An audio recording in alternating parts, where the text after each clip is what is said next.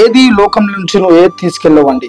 ఈ లోకం నుండి నువ్వు ఏది తీసుకెళ్ళవు. నువ్వు సంపాదించుకున్న కారు తీసుకెళ్ళవు, నువ్వు సంపాదించుకున్న ఇల్లు నీతో రాదు, నువ్వు సంపాదించుకున్న బంగారం నీతో రాదు, నువ్వు సంపాదించుకున్న ఏది నీతో రాదండి. నువ్వు చనిపోయినప్పుడు ఏది నీతో రాదు. నీ ఆత్మ ఒకటే దేవుని యుద్ధకి వెళ్తుంది. కాబట్టి మన జీవితాలు, దేవుడు అంటున్నాడు, మీ జీవితాలు ఆవిరి లాంటి, కాసేపట్లో కనిపించి కాసేపట్లో మీరు మాయమయ్యేటోళ్ళు అని చెప్పేసి దేవుడు అంటున్నాడు. అవును కదండి, కాసేపట్లో కనిపించి కాసేపట్లో మాయమయ్యేటోళ్ళం కదా. మనకెందుకు ఈ గర్వం, మనకెందుకు ఈ కోపం, ఏమీ లేదని బాధ ఎందుకు పడుతున్నాము? దేవుడు మంచి ఆరోగ్యాన్ని, బలాన్ని ఇచ్చి ఉన్నాడు. దేవుడు ఈ లోకంలో నువ్వు సంపాదించుకున్నది ఏది తీసుకెళ్ళవు పరలోక రాజ్యంలో.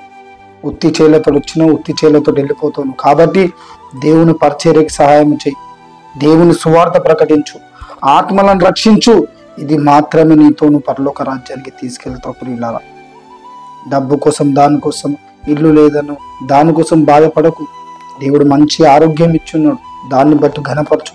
ఎంతో మందికి ఆరోగ్యం లేదు ఈరోజు, ఎంతో మంది రోధిస్తున్నారు, పిల్లలు ఏడుస్తున్నారు, హాస్పిటల్లో దగ్గర తిండి తిప్పలు లేకుండా హాస్పిటల్ బయట ఫ్యామిలీ కుటుంబము ఏడుస్తున్నారు, బాధపడుతున్నారు. తెలుసా, ఈరోజు నీకు మంచి ఆరోగ్యం ఇచ్చున్నాడు దేవుడు. దేవుణ్ణి ఘనపరచు, దేవుణ్ణి ఆరాధించు, దేవుని స్తుతించు. ఆయన నీ ఆయుష్ పెంచుడు, నీకు ఆరోగ్యం ఇచ్చిండు, బలాన్ని ఇచ్చిండు. దేవుణ్ణి ఆరాధించు, స్తుతించు.